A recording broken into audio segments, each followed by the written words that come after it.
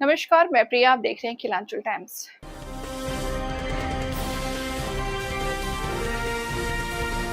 Kelanchal times, हर खबर पर हमारी नजर।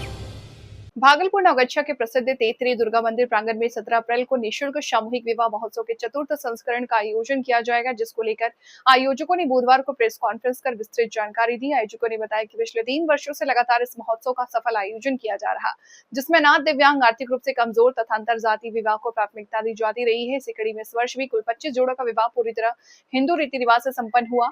और संयोजक अनु चौरसिया ने बताया कि इस बार भी नवगछिया पुलिस जिला के विभिन्न गांवों से लोगों का भरपूर सहयोग मिल रहा है। उन्होंने कहा कि संस्करण में 4 दिव्यांग जोड़े, 7 अनाथ अत्यंत गरीब परिवार के वर वधु का रजिस्ट्रेशन किया गया है और विवाह समारोह में सभी जोड़ों को निःशुल्क विदाई दी जाएगी। आज का प्रेस वार्ता के बारे में आप बताइए। आज जैसा कि आप सबों को पता है कि नवगछिया की ऐतिहासिक धरती और माँ भगवती के प्रांगण में, तेतरी दुर्गा मंदिर के प्रांगण में और पूरे नवगछिया अनुमंडल के सहयोग से, और बड़ी सौभाग्य की बात है, हम जैसे लोगों को जिन्हें बहन सौभाग्य नहीं है, ऐसे भाइयों को तेतरी वाले ग्रामीण ने आज लगातार 3 साल से एक व्यक्ति लगातार 3 महीने से सहयोग कर, विशेष रूप से मैं तेतरी ग्रामवासी का मैं आभार व्यक्त करना चाहूँगा।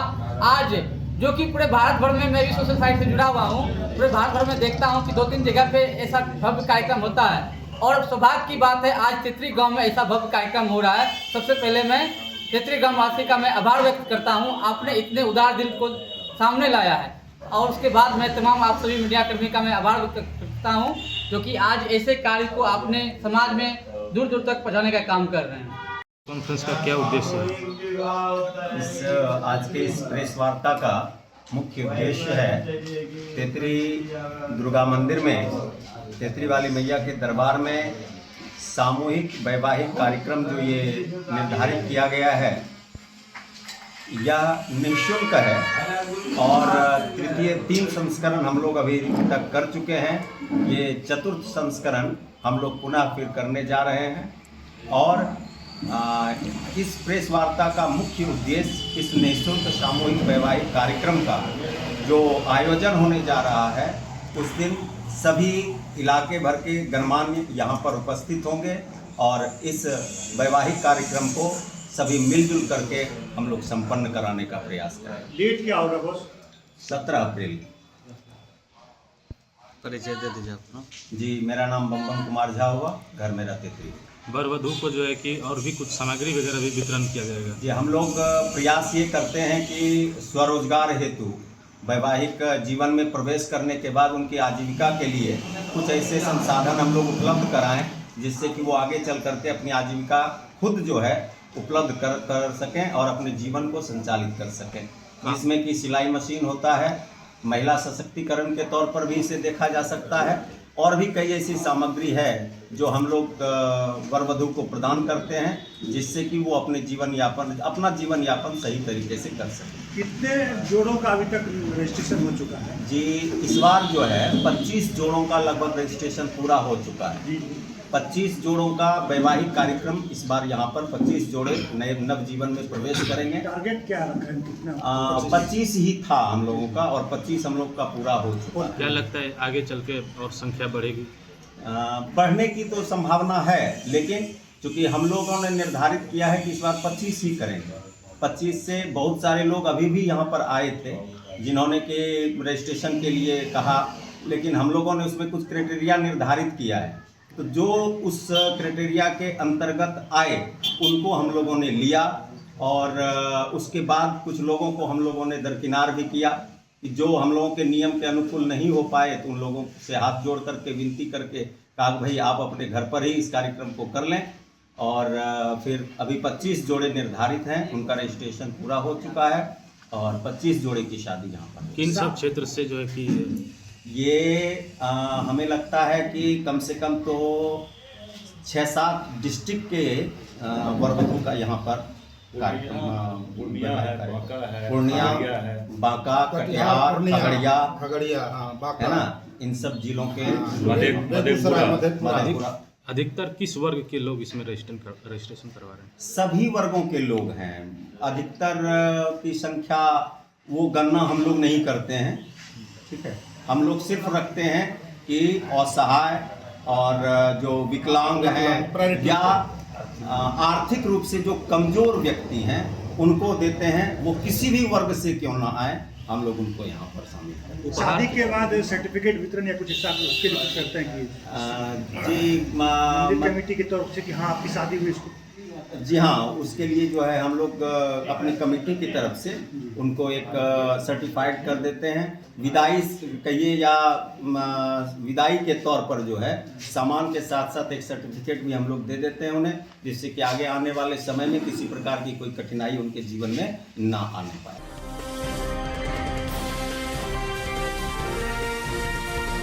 केलांचल टाइम्स, हर खबर पर हमारी नजर। भागलपुर पहुंचे जदयू प्रवक्ता सह एमएलसी संजय सिंह ने मीडिया से बातचीत के दौरान कई अहम राजनीतिक मुद्दों पर अपनी प्रतिक्रिया दी। उन्होंने साफ तौर पर कहा, बिहार का अगला मुख्यमंत्री कौन होगा इसका फैसला राष्ट्रीय गठबंधन यानी एनडीए के शीर्ष नेतृत्व द्वारा किया जाएगा।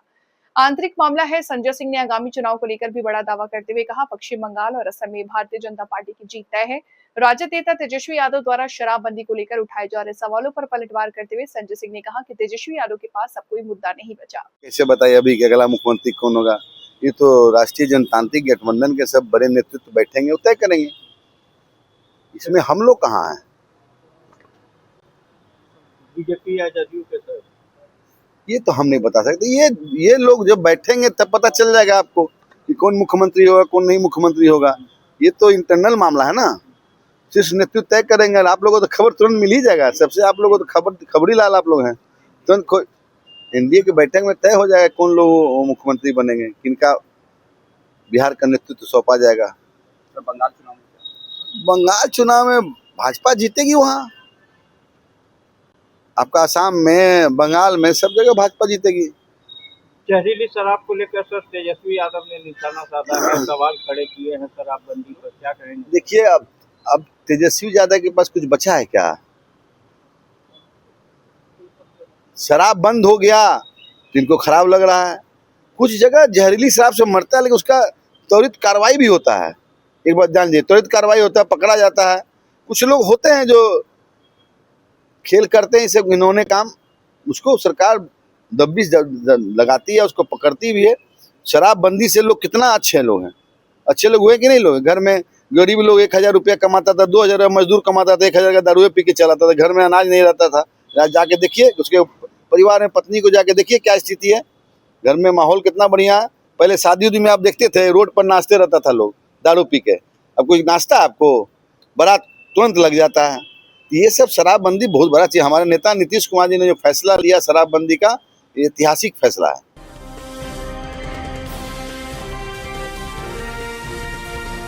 केलांचल टाइम्स, हर खबर पर हमारी नजर।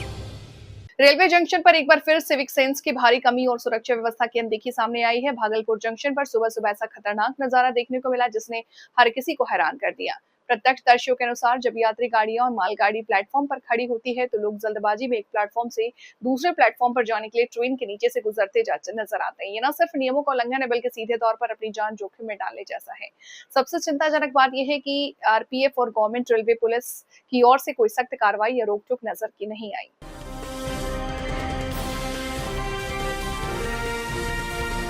केलांचल टाइम्स, हर खबर पर हमारी नजर।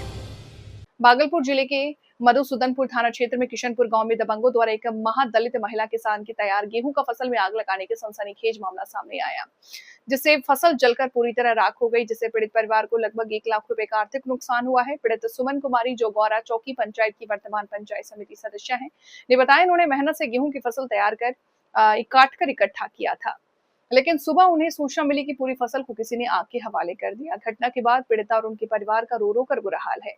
सुमन कुमारी ने कहा कि इस घटना के बाद उनके सामने खाने तक का संकट खड़ा हो गया। उन्होंने भावुक होकर कहा, हमारी सारी मेहनत जल गई, अब हम क्या खाएंगे। पीड़िता के पति फंटूश यादव के अनुसार इस घटना के पीछे पुरानी रंजिश है। 2 बीघा का हम जमा किए थे, 2 बीघा 2 कट्ठा का। अच्छा। 3 दिन से हम जोग रहे थे इसको, और रात में 7 बजे गए। अच्छा। 7 बजे गए, फिर सुबह हमको को फोन किया कि आपका रात में गेहूँ जला दिया है। अच्छा। सारा गेहूँ जला दिया, 2 बीघा 2 कट्ठा का। काट करके क्या खाएगा बाल बच्चा सब? काट करके जमा किए थे ना? जी, काट करके बोझा ढो करके सब जमा किए थे। क्या नाम है आपका? सुमन देवी। घर? घर किशनपुर।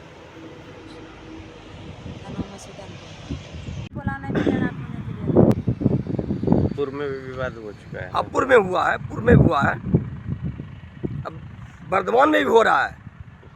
आज 10 दिन पहले उसको फ्री घोषणा कर दिया। अभी वो मेरा गली में रोड टूटा हुआ है, उनके आगे में रोड नहीं तोड़ने दे रहा है। सरकारी जमीन है, दबंग लोग हैं। हाँ, दबंग लोग हैं, क्या कर सकते उनके बारे में।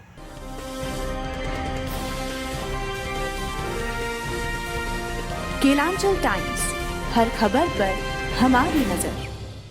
भागलपुर सहित पूरे देश और विश्व भर में जैन समाज द्वारा विश्व नमोकार दिवस मनाया गया। इस अवसर पर एक साथ नमोकार मंत्र का सामूहिक उच्चारण कर अहिंसा का संदेश दिया, सामूहिक शांति और अहिंसा का संदेश दिया गया। वहीं इस पहल के माध्यम से जैन समाज ने मानवता को एक सकारात्मक दिशा देने का प्रयास किया। लगातार बढ़ते हिंसक घटनाओं और संघर्षों के कारण जनमानस में नकारात्मकता का वातावरण बना है। ऐसे समय में अहिंसा परमो धर्म के सिद्धांत को आत्मसात करने की आवश्यकता और भी अधिक महसूस की जा रही है।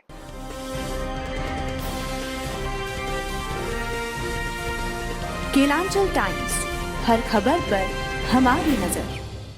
भागलपुर पुलिस ने एक बार फिर अपने ऑपरेशन मुस्कान के जरिए मिसाल पेश की है। वरीय पुलिस अधीक्षक ने अपने कार्यालय में आयोजित कार्यक्रम में 41 मोबाइल धारकों को उनके खोए हुए मोबाइल फोन वापस सौंपे। बरामद किए गए मोबाइलों की कुल कीमत करीब 9 लाख रुपए आंकी गई। मोबाइल पाकर लोगों ने चेहरे पर खुशी की माहौल है। कई लोगों ने कहा कि उन्हें उम्मीद नहीं थी कि उनका खोया मोबाइल वापस मिलेगा, लेकिन पुलिस की मेहनत ने ये संभव कर दिखाया। पुलिस अधिकारियों के अनुसार तकनीकी सेल और लगातार अभियान चलाकर इन मोबाइल को ट्रेस कर बरामद किया गया। ऑपरेशन मुस्कान के जरिए भागलपुर पुलिस न सिर्फ लोगों की खोई संपत्ति लौटा रही है, बल्कि जनता के बीच भरोसा भी मजबूत कर रही है।